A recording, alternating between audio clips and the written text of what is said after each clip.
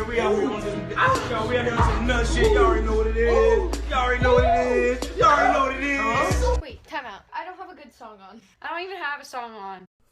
Alright, so Big Sean just finally announced and confirmed that he will finally be releasing his new album, Detroit 2, I think, on September 4th.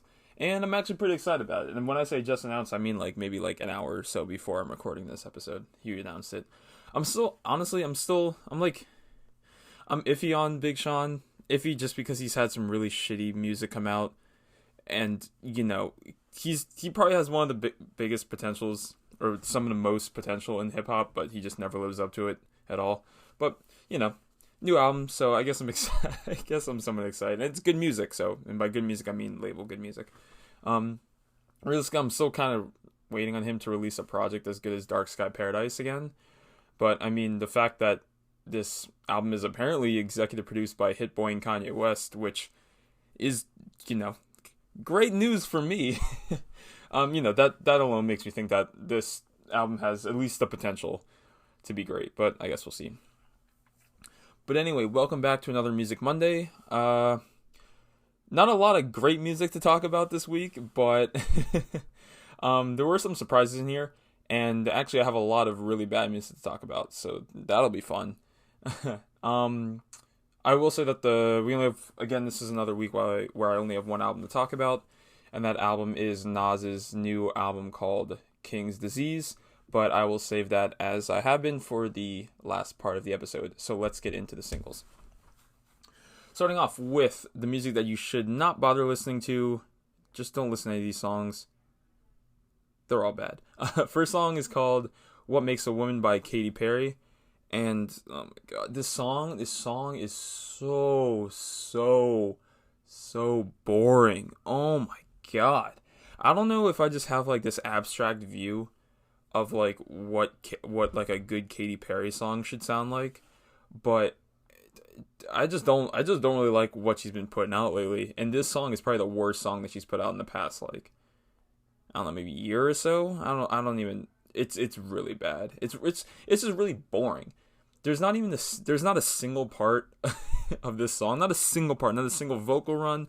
Not a single lyric. Not a single piece of the instrumental. Nothing. Absolutely nothing. Not the title.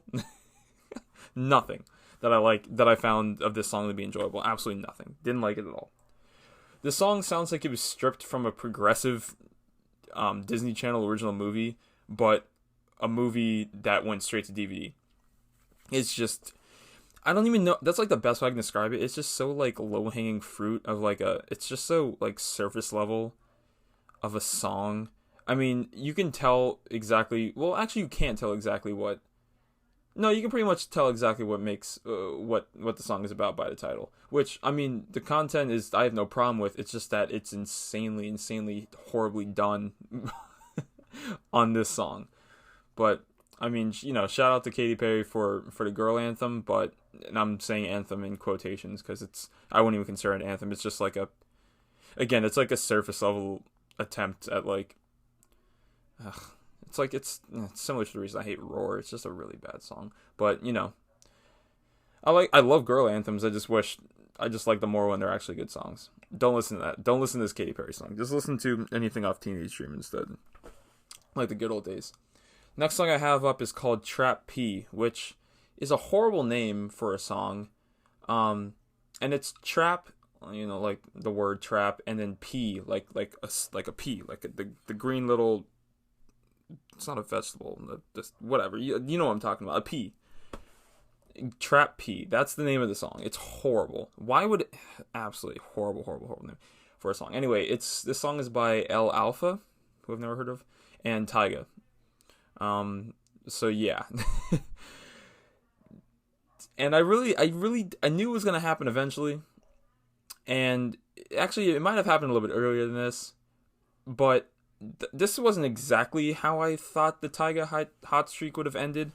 You know, just dying on the Latin pop hill, or the Latin trap hill. But, I mean, you know, we're here now, and this is the song that he decided to just go back to making, or just I shouldn't say making bad music, but at least putting out music that is just not good anymore. That's where he's at. That's where he's back to being at this point, at least off the indication of this song. This song is horrible. This song is absolutely horrible. It's not hard to make a decent It's not hard to make a decent Latin pop song. It's not hard at all. You just have to just not be bad. Realistically, that's all you have to do for me to listen, or for me to not hate a Latin trap or a Latin pop song, is to just have it not be just objectively horrible. It can be basic, it can be just kind of mid as a song, but like, I mean, it's Latin music, or at least it's Latin influenced music. So it's like, it's good, and it's good anyway. You can at least get a vibe out of it. But like, this song is just not that whatsoever. Oh my god, like I've never heard of this El Alpha guy. I don't even feel like spelling out his name, because if this is the kind of music he makes, I don't think anyone should really listen to it. So I'm just not gonna give him the recognition here. But his voice is so god awful, so, like god awful on this song, that I honestly just look forward to forgetting about him and this song in general. I cannot wait until I am done talking about this song, so I can just completely wipe it away from my memory and never have to hear his horrible voice on this horrible song ever again. Taiga is somehow the best part of this song, as Taiga is almost never the best part of any song. But, you know, at the end of the day, it's still Taiga. So exactly, it's just not. Taiga's the best part of the song, but it's still a Taiga verse. So it's like, how good is it really? You know, don't listen to that song. Next song I have on here is called "Don't Care" by Rich Brian, and I feel like every time I listen to Rich Brian, he sounds like a completely different person. And it's not like a, I don't even say it's like a Tyler the Creator type of deal where he kind of like, where the tone of like his music shifts. Like, that's different. Like, Rich Brian literally sounds like Tyler will like pitch his voice differently to like get different sounds and make different styles of music out of it. Like, Rich Brian literally like, he as a person sounds completely different every time I listen to him. You could put on 3 Rich Brian songs, one from, I forget his first album that I actually kind of like a little bit, to like his latest album, to like this song, and you could put all 3 songs back to back, not tell me who they're by, and I would assume that they're all by 3 completely different artists. I just don't understand. And honestly, it's not confusing, but it's just like, for me listening to it, it's just not enjoyable. Especially when each time he changes what kind of singer or artist he's going to be, it's not good, really, in any way. Like, every few months when he releases a song, I try to like remember what he sounds like, just like, you know, because like when you see a song, you're like, oh, you know, like, oh, it's, you know, so and so, I know what kind of music so and so makes, I know what so and so sounds like, so you can just kind of, your brain can just kind of have like a basis of what you're about to hear. But like, you know, I try to do this every time I listen to Rich Brian, but it just kind of ends up sounding completely different every single time I listen to him. I can't say I'm like a big Rich Brian fan, or like a even just like a general, like a casual fan of Rich Brian, but I have to admit that I get less and less interested in him every time he puts out music. Not to say that I was insanely interested in him when he first started putting out music, but this song is just not it. I don't even really know what to say about this song, because I just didn't like listening to it at all. I didn't want to like, I don't have like I didn't like it. It wasn't like so terrible that like I wanted to listen to it just so I can just make fun of it for a long time. It was just that kind of not good, or just bad, where I heard it and I'm like, I just don't want to hear any more of this song, like, ever. So, you know, so I'm sorry, I don't really have much to say about like why technically I don't like this song, other than it sounds like a Drake ripoff at parts, and then somehow an XXXTentacion ripoff at other parts. I don't even know. He's like screaming in the chorus, and then he's just doing like, I guess, his best Drake impression over like his best Drake esque Drake type beat or what. I don't. It's just bad. It's just really bad. Don't listen to it. Next song I have on here is called "Dance Like Nobody's Watching" by I forgot to type in the artist, but I remember because it's by Iggy Azalea and Tinashe. Excuse me, it's Iggy Azalea featuring Tinashe. And I think, kind of relating to the Rich Brian scenario, not really, but I think or actually more like the Katy Perry phenomenon. For some reason, I think Fancy is just ingrained into my middle school mind so heavily and so just permanently that I just somehow believe that Iggy Azalea is capable or could possibly make a decent record over again. Say what you will about Fancy and that first, some of the songs that you first came out with. Say what you will about them, but they were hits. People liked them, and I mean they weren't the best songs ever made, but they had some merit to them. I don't know what she's doing now, but she just cannot make decent music. And I've tried to listen to her music, and I've tried to like it. It's just not good, any of it, none of it. Not a single thing she has put out in the past, I don't know, how many years has it been since her first album came out? Ever since then, it's just been a nosedive of artistic ability. It's just absolutely horrible. Not that she was the greatest artist in the world when she first came out, but this song is just a nice. It's nice getting a reminder every once in a while that I can just ignore Iggy Azalea, even though I know that every time I see her name come up on my new songs on Spotify, I'm going to click on it just because I'm interested to see if she can somehow pull something out of her ass. But this is not one of those things. I feel like I've heard this same, you guys know what I'm talking about. Dance Like Nobody's Watching. You know that, lyrical content. You know that kind of song content that I'm talking about when somebody says that in a song. You know what I'm talking about. I feel like I've heard that, and that's my point. I feel like I've heard this so many times. It's just cheesy at this point.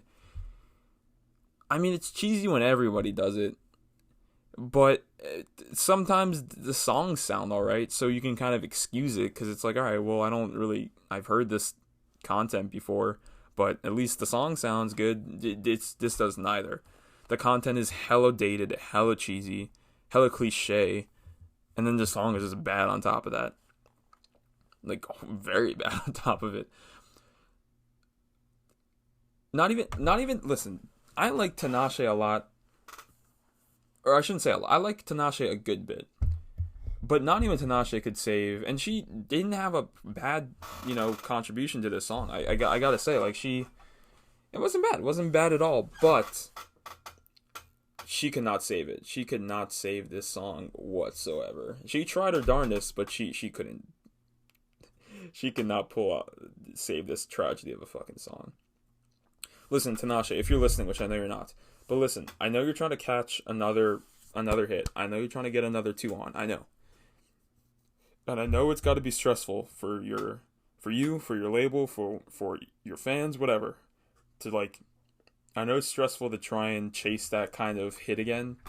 But listen, you're not gonna get that. You're not gonna get that hit with Iggy Azalea. You're just not. You're not Charlie XCX. Every time I say Charlie XCX, it sounds like I'm saying her name wrong, even though it's how you pronounce her name. But you're not Charlie XCX. I'm sorry. Charlie XCX went on to make some crazy good, I guess, progressive pop, hyper pop. It's not really hyper pop, glitch pop, whatever. Good music because of this. Tinashe, you can't do that. I'm sorry. You don't have the power to bring Iggy Azalea back from the dead. You just do not. Don't listen to the song. Again, not gonna repeat the song. Well, actually, I will. It's called Dance Like No One's Watching. Don't. Feel free to dance like nobody's watching, because that's always fun. Just don't listen to this song while you're doing it. Next song I have is called Dynamite by BTS. And I'm only talking about this song because my friend wanted me to listen to it because he thought I might like it. And all I will say is that I'm still not sold on BTS nor K-pop at this point as a whole. Maybe I'll get there eventually. Yeah, I do. To my one friend who might be listening, I don't like this song. I'm sorry, man. I'm sorry, I'm not gonna lie to you and tell you I like it. It's really boring. And I mean, it sounds like a foreign. It sounds like it almost sounds like a parody of what other countries think that American pop sounds like, and I'm trying to reproduce it, if that makes sense. Like, because I mean, BTS is a K-pop band, boy band or group, whatever you want to call them. But they don't make quote unquote American pop music. They don't make the same kind of pop music that like Americans would make. It sounds different. The tone is a little bit different. But this song sounds like an American pop, quote unquote American pop song, and it just does not sound good. It just sounds good. It sounds like they heard one song, like they listened to the radio for like one car ride to like Giant the one time, like when they visited America once, and then they were asked to make an American pop song off memory, and that's what this sounds like. It just doesn't sound good to me, but whatever. If you like it, you like it. Still not sold on BTS, still not sold on K-pop yet. Maybe I'll get there, probably won't. And then the last song I have that you should definitely not listen to is called Entrepreneur by Pharrell Williams and Jay-Z. Holy shit, this song is horrible to listen to. It's bad. It's really bad. It's really bad, and it's worse because it's Pharrell and Jay-Z, two of the greatest artists in each of their lanes. Pharrell's one of the greatest producers to ever grace a keyboard, and you know, Jay-Z is one of the greatest rappers to ever grace a mic. But this song is so bad. Within the first three, literally, look, I'm not even kidding you. I checked it. And honestly, it's the first 2 seconds, but I wanted to make it more clickbaity and say the first 3 seconds. But within the first 3 seconds of this song starting, I already knew I was going to hate the whole thing. And that might sound kind of crazy, but if you heard this song, you know exactly what I'm talking about. This Pharrell, I don't know what kind of Frankenstein abomination Pharrell beat this shit with. It sounds like an NERD beat, but not with the right song. It just sounds like one of those mashup videos on YouTube where they just take like, you know, like a Taylor Swift instrumental and they pair it with like, I don't know, like a Denzel Curry verse. I don't know. So you know what I'm talking about. They don't sound. It just does. It could sound good somewhere else. Just does not sound good here at all. Like, look, I get it. Look, the whole song is about like black excellence, black recognition. It's along those lines. Again, there's not much like substance in it until like Jay-Z gets in, and even in his verse is pretty short. I think he only does like maybe like a 12 or a 16 if I'm remembering correctly. But it's not a lot, and it's really just kind of like whatever. It's just, this song is just a mess. This song is just honestly a mess. And just jumping back to the instrumental is just straight up bad.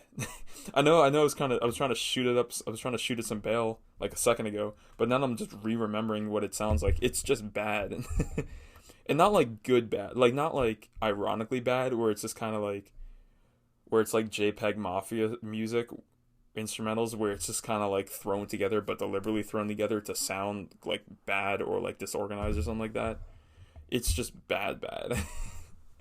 This song is so just weird to listen to. There's literally a 45-second segment of this song, and the song's only 4 minutes. So like almost a quarter of this song, like probably a good fifth of the song, is just this super shitty instrumental, and then layered Pharrell vocals repeating "Black Man" or what. I'm not gonna sing it because honestly, my brain was nice enough to just block out that part of the song to me, but I did type it in, so I didn't forget about it completely.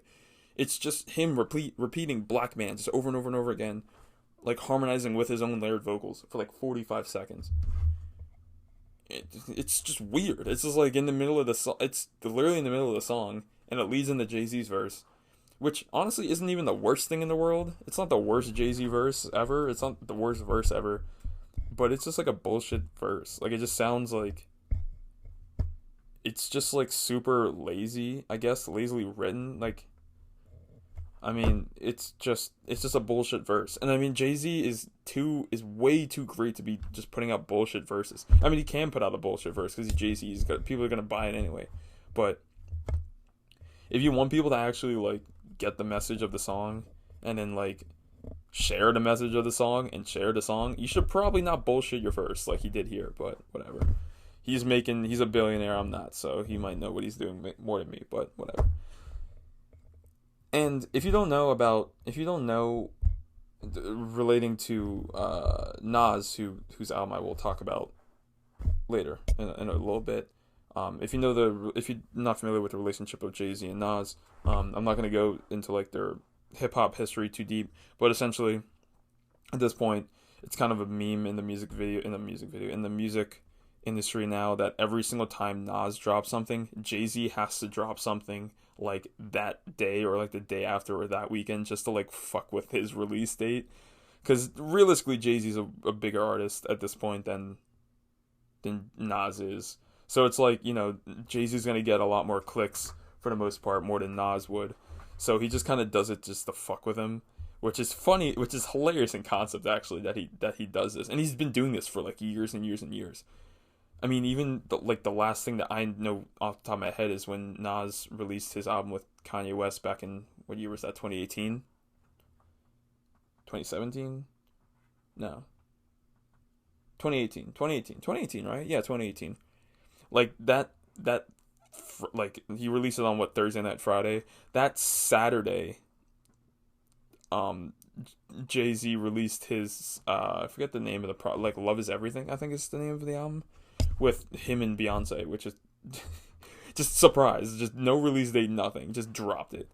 Hilarious. But that album wasn't very good. But going back to this song again, and the reason why I bring up the story is that this song sounds like it was rushed to be put together so that he could fuck with Nas this time. Because I mean, Nas only gave like, I don't know, 2 weeks of prep for like this album release or something like that. Like, he only announced it like 2 weeks in advance, I think.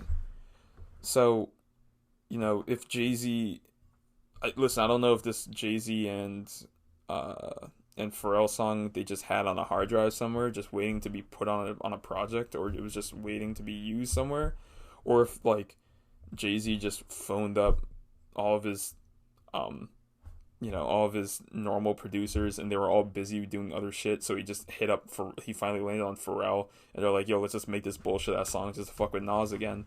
That's what it sounds like. It just sounds rushed. It just sounds rushed, and it's just, you know, it just doesn't sound good. It's really bad. It was really bad music. And the funny thing is that it backfired super, super hard, because as you know, Nas came out with the better album, and I'll get to that, or the better, you know, piece of music, or, you know, collective of music. Nas came out on top this weekend. Just not a lot of people saw it coming, but whatever. But we'll get to that. And yeah, so that's it for the songs that you should not listen to, and we're going to move on to the songs that I found to be mid or mixed feelings about, or have mixed feelings about. And I'm starting out with the song called In and Out, spelled like the fast food place. And this is by Mulatto and the City Girls. And listen, man, listen. I really like the City Girls. Their music is just super fun to listen to, because it is so just in your face, just ratchet ass female rap music, but it is perfect. I love it. I'm getting texts, my gosh. But yeah, like this song specifically is just the definition of a basic repetitive ass club song, but it's pretty damn fun to listen to. Again, it's pretty damn fun to listen to. You just kind of, you catch the beat with it. You can enjoy it. You can bob your head to it. You can just kind of like, you know, it's fun. It's fun. It's a fun song. I'm not too familiar with Mulatto's music. I know she's featured on XXL's or XXL's freshman list this year, But this is I think the first song I've heard from her, or I think it might even be the first I've heard of her voice or her work or anything like that.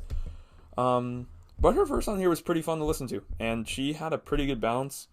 I think she had a pretty good balance of a ratchet tone and ratchet tone sounds like like a ratchet tone and like this like I call it like a wordsmith flow. That's not really the best way to put it because it's kind of confusing because she's not she's not a wordsmith. She's not like barring you down or giving you double entendres and all that shit. But the flow is just kind of like given to you as if some like a wordsmith would give it to you. It's a similar flow. I just thought it sounded pretty good, if that makes sense. And the City Girls, of course, go in with some of the funniest lines and just like bad bitch attitude that I've come to love from them and their music. It's they're just fun to like listen, and it's fun to sing like as a guy, just to sing like this music that is definitely not being sung by a guy. It's just fun to me. I think it's JT. It's okay. So it's like Mulatto's verse. It's chorus, Mulatto's verse, chorus, and then the first City Girl whose name I forget, and then JT. I'm pretty sure JT has like the second half of the second verse, if that makes sense. But I love her. JT's voice just, oh my god, and just the way she raps, it just feels like she's like, it sounds like she's cussing out someone. It sounds like she's cussing me out. Like in the front of like a club or like a bank. I don't know. It sounds funny. It just sounds really, really, really funny to me. And again, these people aren't lyricists. These women aren't lyricists by any means, but they make pretty entertaining music, if you ask me. And this song I found to be pretty entertaining. The big drawback for me on this song is and the reason why it's in my mixed feelings category is because I feel like this chorus is terribly annoying, like horribly annoying. Maybe if like I heard it is carried by a pretty good beat though, so I mean it's not, it doesn't sound horrible, but like as I'm listening to it by myself, like in my own room, it just kind of eats away at me. And they play it a lot because it's like one of those it's like one of those song structures where they just hit you with the chorus like way too many times. But I'm rolling. The song's good. Go listen to it. It's called In and Out, again by Mulatto and City Girls. And then the last song, the only other song I have in my mixed category, is called Super Bounce by Duckworth and Earth Gang. And I'm not the biggest fan of Earth Gang personally. I know a lot of people like Earth Gang. Some of my friends really like Earth Gang. I'm not the biggest fan of Earth Gang. Their voices are kind of iffy to me, and the music that they pick and like their verses aren't, they don't really have too much merit to me. But I'll listen to things that they put out every once in a while. And Duckworth, I'm not a big fan. I'm not too keen on Duckworth's music, but I know the only song I have of him in my library, and the only song I really know from him is his song he did with Sabrina Claudio, which I like a lot. I forget the name of that song, but that song's great. But yeah, as with pretty much every other Earth Gang song that I've heard, I'm not the biggest fan of Earth Gang's verse on this song. Earth Gang, I believe, is just two people. And it's not really that like they sounded bad per se. It was just that like I with the beat, with the instrumental that they had on the song, I could have imagined a completely different pocket and a completely different flow that someone else could have done on it that would have sounded super, super, super good. But they just picked a completely different pocket, and I just didn't like it. So it just sounded worse by comparison, by this like imaginary flow that I was hearing in my own head. But so I mean, I guess it's not really a super fair thing to knock them for, but whatever. It's my opinion, so I'm gonna knock them for it. Fuck it. But I mean, the song in general, what I do like about the song, I've only really shot on this song at this point, but what I do like about the song is that it sounds really groovy, and like it has a cool sound to it, has a cool vibe to it. I can imagine it would be a good song to smoke to. I don't, it's a cool sounding song, but I'm not going to be playing this a lot. I do have it in my library, but I can't say I'll click straight onto it a lot. But if it comes on, it is what it is. But yeah, go check that out. It's called Super Bounce by Duckworth and Earth Gang. Okay, and now for my favorite songs of the week. I have 3 of them. First one being TikTok by Clean Bandit, Mabel, I guess it's just Mabel, Mabel, and 24 Karat Golden being spelled 24KGOLDN, all one word. And this song sounds like pretty much all of Clean Bandit's other popular songs. If you know what a Clean Bandit song sounds like, you pretty much know what this song sounds like. But I just so happen to really like their popular songs. So, I mean, I like this song a lot too. There's like the same bubbly string, heavy, like electronic string or like plucky string. I don't really know what to really describe it. But if you've heard a Clean Bandit song, you know exactly what this shit sounds like. You know the instrument. It's a similar instrumental. They don't really change up their style too much, which, I mean, I like their style, so I can't really knock them for it that much, but it's definitely a lot of fun to listen to. It's really like upbeat. It's really, high tempo. It's fun. It's just a fun listen. And Mabel and 24 Karat Golden's verses / vocals are also really, really good and pair up nicely with each other when they're put back to back. Mabel has like the first verse and then cuts in every once in a while, and then 24 Karat Golden has like the second verse and then kind of cuts in every once in a while. They sound really good. They both sound insanely good, actually. I'm not too familiar with either their music, but yeah, they definitely showed out here, at least to me. So the only very, very, very small issue that I had with the song is there's a brief, I call it like an instrumental breakdown. That's not really like I don't really know what else to call it. It's like a solo, but it's not it's essentially it's just the instrumental that plays.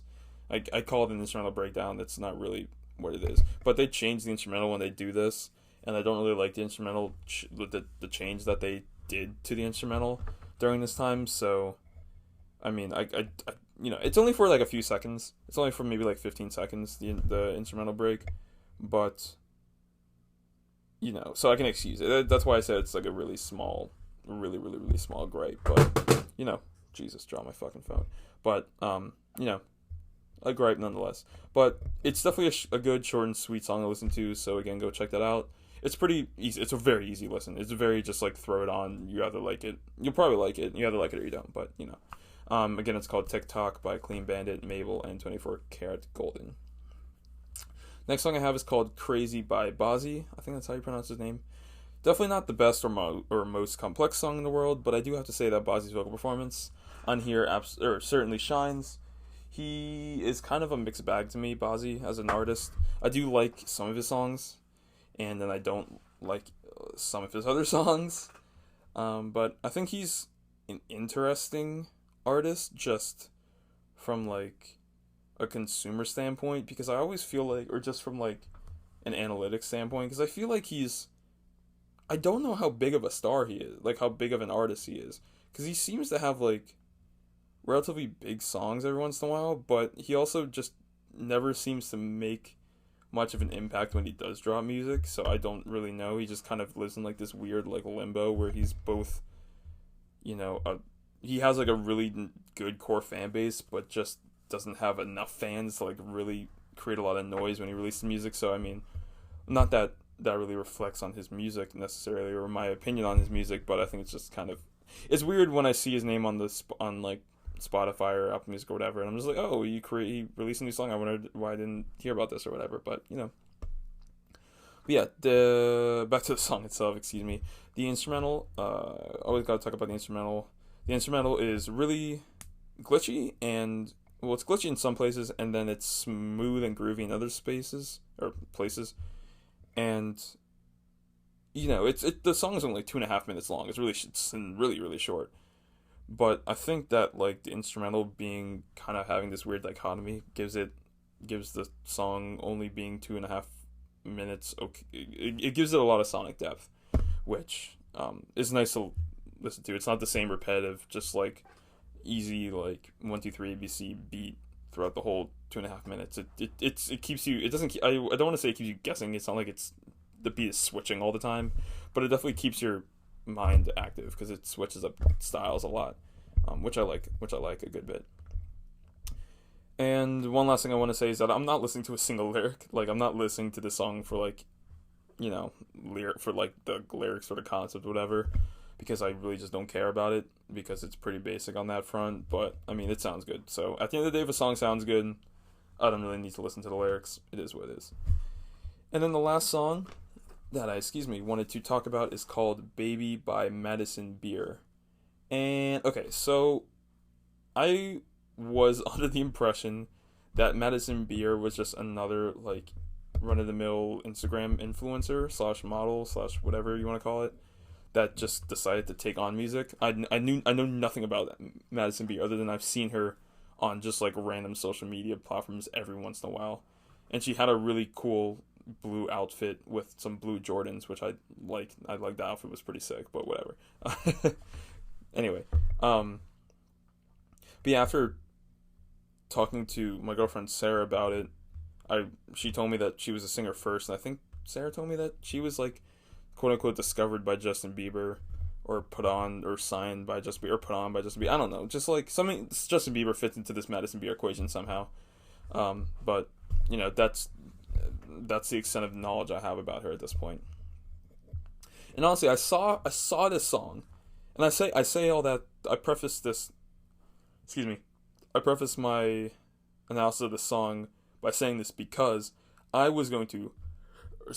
did skip this song in its entirety when I was listening to music for the first, this weekend. I just completely skipped the song because, I mean, you know, I was like, Madison Beer, it's an influencer who just makes music, it's probably not going to be good. I just completely skipped it.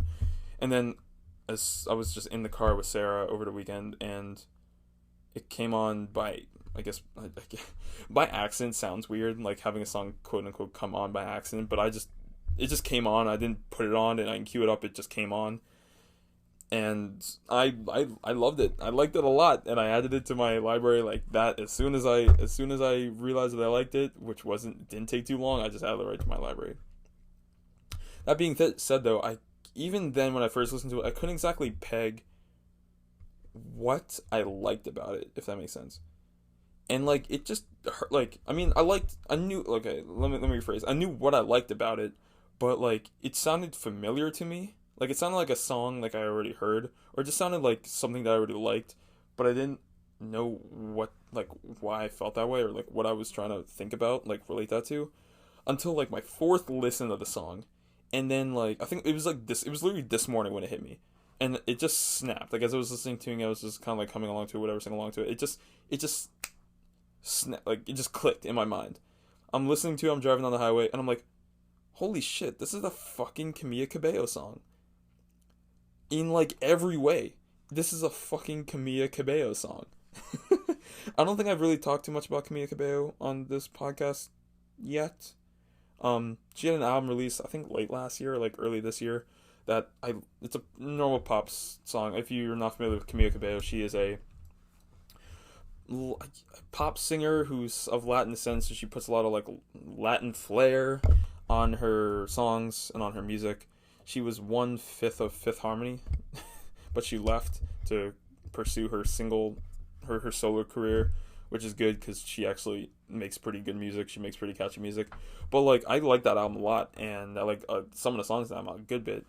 And this song, "Baby" by Madison Beer, sounds exactly like Camila Cabello song. In like I said, in literally every single way.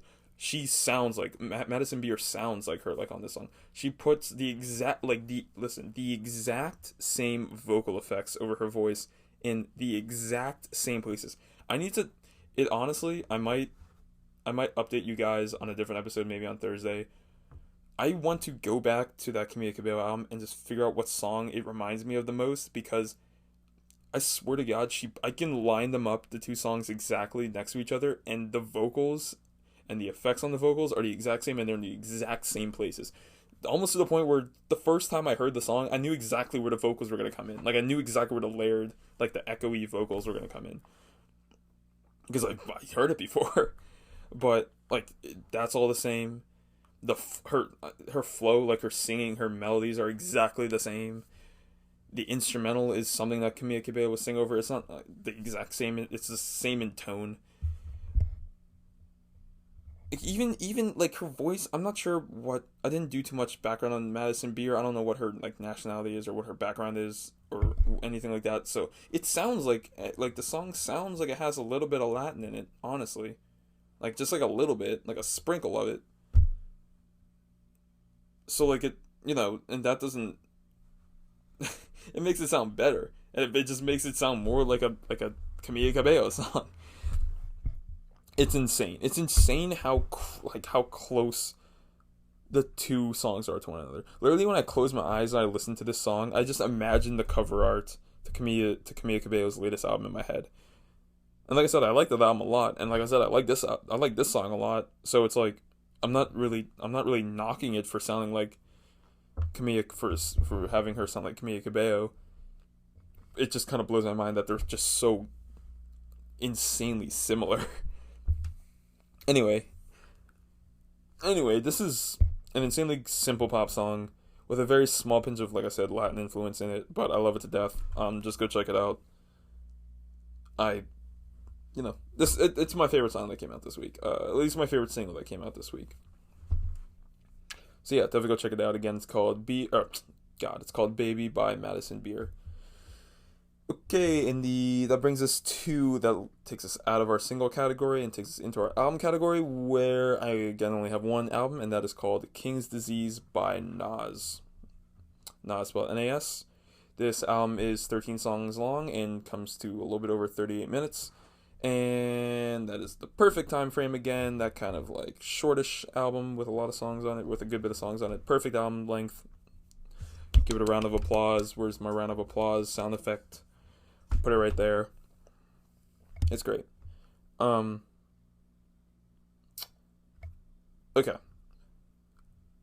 What I will say about this album is that this is like the flagship album if you want to hear some great black storytelling. Like some great black rap storytelling, if that makes sense. Which is Nas's niche or his pocket or his style, if you will. And thanks to the producer being Hit Boy, this album was made, it's made with Hit Boy, but it's, he executive produced it. So he made all the instrumentals or sequences or whatever. And because of him, it sounds really good. There's like a joke in the hip hop community that Nas makes good music. Like, he's a good rapper. He's a really good rapper, but he just sucks at picking beats, which I think is like a funny which is like a funny joke to have about an artist, like a rapper, because it's like, especially now, like in 2020, like the beat is everything. Like you can I mean, look at the entire trap scene. You could be like the worst rapper in the world, but as long as your beat is good, people will listen to your music. I'm not gonna call out any artist by name, but you guys know exactly what I'm talking about. Know exactly who I'm talking about. But it sounds good. Like, again, I must say, I said this on my last podcast, but around my last episode, but I'm not the biggest Nas fan in the world. I kind of find his voice and his flow to be very boring at times, and while his lyrical content is insanely like high level and insanely descriptive, it can get old pretty quickly, like within the context of the album. So it's like, or at least on multiple listens. So like when it comes to replaying the album, like listening through each song, like on multiple album listens, to me is like reading the same 13 Magic Treehouse books over and over and over again. Like, that's the only thing you read. It's what it sounds. That's what it seems like. Like, once you know the story, like once you know what the song, like once you get the point of the song, there's not much else to keep you super entertained throughout the song. Like, the beats, like I said, the beats are good. They're nothing crazy. And I mean, Nas, the rapping, like, you're meant to listen to what he's saying, right? Like, that's the kind of music that Nas makes. You're meant to like listen to like the words that he's saying. This is not the kind of music that you just kind of put on in the background just to kind of like get a vibe with as you're going somewhere or doing something. It's not really the kind of music that this is. So it's like, well, if you listen to this song and you understand the point of it and you get it, then like, what's the point of listening to it again? I guess to me, that's what it sounds like to me. And I don't want to sound like that's me like dissing the album or me knocking the album in that way. It just kind of comes with this kind of rap. So,